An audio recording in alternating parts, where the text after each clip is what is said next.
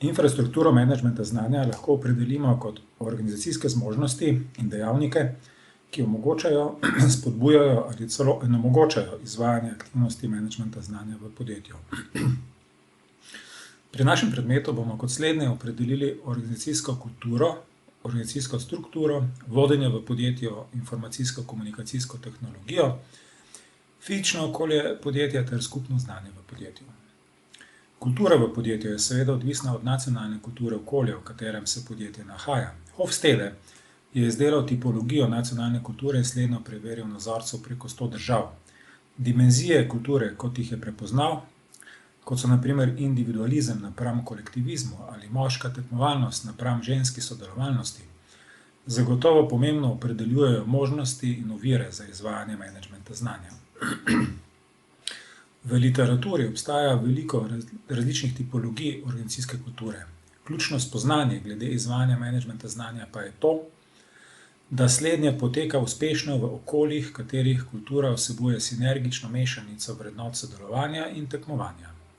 Kulture, ki so ekstremno sodelovalne ali pa ekstremno tekmovalne, ne podpirajo izvajanja menedžmenta znanja.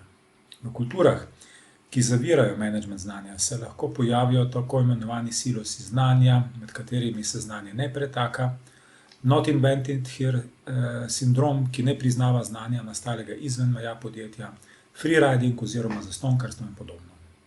Ključni pokazatelji okolij, ki podpirajo menedžment znanja, pa so medosebno zaupanje, timsko sodelovanje, odprta komunikacija in podobno. Ko razmišljamo o organizacijski strukturi, velja izpostaviti pomen formalne, pa tudi neformalne urejenosti. Tokove podatkov, informacij, znanja namreč pogosto v podjetjih načrtujemo v skladu s formalno strukturo. V realnem svetu pa ključno vlogo pri prenosu znanja prevzame neformalna struktura.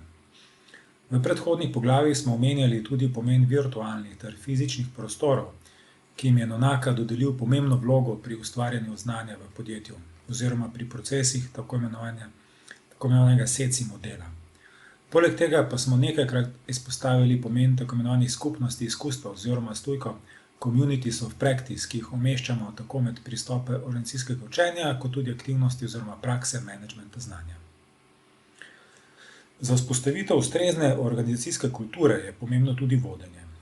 Pri tem še posebej govorimo o teorijah vodenja in slogih vodenja, med katerimi literatura še posebej izpostavlja potrebo po tako imenovanem transformacijskem vodenju, ki uspeha zaposlenih ne gradi samo na kratkoročni nagradi in kazni, temveč na skrbi za dolgoročni in s podjetjem skladni osebni, poklicni in strokovni razvoj zaposlenih. Informacijsko-komunikacijsko tehnologijo smo pri predmetu že nekajkrat omenjali. Označili smo jo kot pomemben del izvajanja procesov menedžmenta znanja oziroma organizacijskega učenja. Spomnimo se na primer videokonferenčnih sistemov, tehnologij umetne inteligence oziroma strojnega učenja, rudarjenja podatkov in podobno. S hitrim tehnološkim razvojem informacijsko-komunikacijska tehnologija prevzema čedalje pomembnejši del menedžmenta znanja oziroma se mnoge aktivnosti, ki so bile v preteklosti v izključni domeni človeka, prenašajo v domeno informacijsko-komunikacijske tehnologije. S tem, ko se z vidika tehnologije povečuje dosegljivost informacij, globina informacij, njihovo sporočilno bogastvo, osebna naravnanost informacijskih sistemov in njihova povezljivost, se povečuje tudi učinkovitost menedžmenta znanja v podjetjih. Kot dejavnik menedžmenta znanja smo fizično okolje že omenjali pri aktivnosti prenosa znanja ter njegovega tolmačenja. Do določene mere smo fizično okolje omenjali tudi pri Nonakinih virtualnih in fizičnih prostorih, pomembnih za izvajanje SECI procesov.